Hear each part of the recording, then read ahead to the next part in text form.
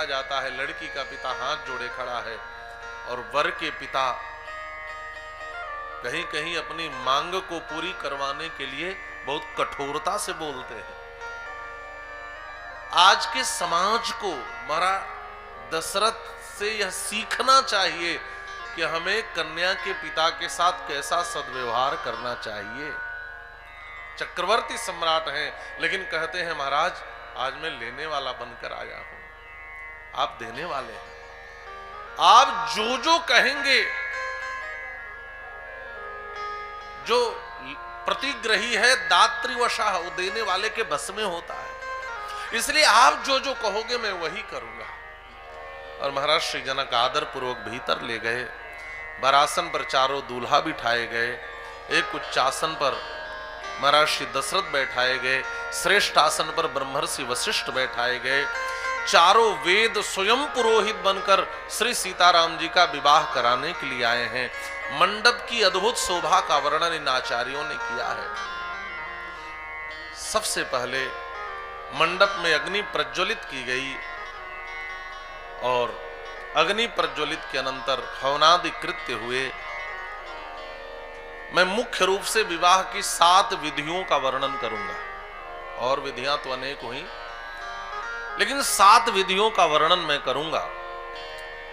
सबसे पहले कन्या का पिता दूल्हे का पाद प्रक्षालन करता है, चरण धुलता है।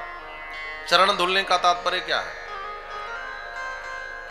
अच्छा, महाराज श्री जनक देने वाले हैं तो कहीं दातापन का अभिमान न हो जाए, इसलिए अनुराग के जल में वह वर के पांव का प्रक्षालन करता है, चरण धुलता है।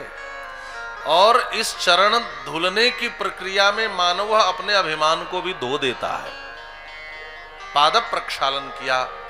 इसके अनंतर ब्रह्मर्षि वशिष्ठ ने कहा कन्या को बुलाया जाए, पाणी ग्रहण संस्कार होगा। श्री जनक राज किशोरी यहां पर आई हैं।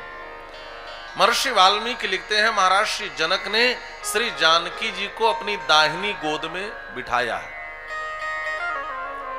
बाईं गोद में पत्नी का अधिकार होता है और दाहिनी गोद में बहू और बेटी बैठाई जाती है। महाराज श्री जनक ने अपनी पुत्री श्री जानकी जी को अपनी दाहिनी गोद में बिठाया और श्री राम से कहा आप अपने हाथ को आगे बढ़ाओ और मेरी पुत्री के हाथ को ग्रहण करो।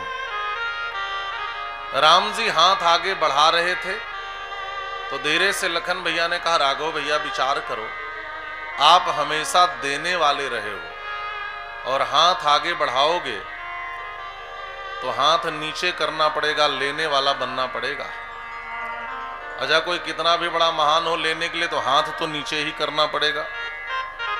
और पाणी ग्रहण में बर कर तर पर लली कर ऊपर ताही में शोभित फूल पान है।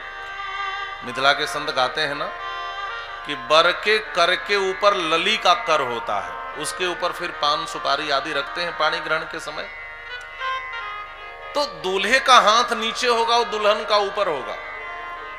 तो आज आपको यहां हाथ नीचे करना पड़ेगा